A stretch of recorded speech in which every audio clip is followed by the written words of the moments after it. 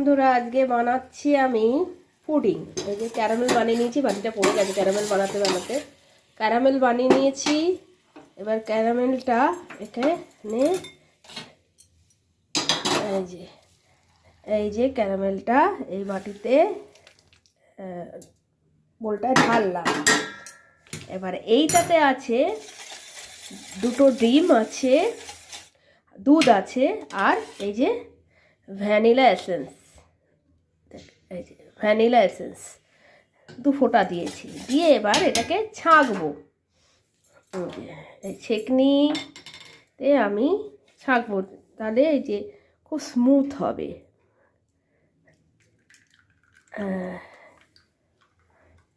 এবার এটাকে ছেঁকে নিয়ে মাইক্রো ওভেনে বসাবো, মানে চিনিগুলো এখনো ভালো গলেনি। আচ্ছা, আমি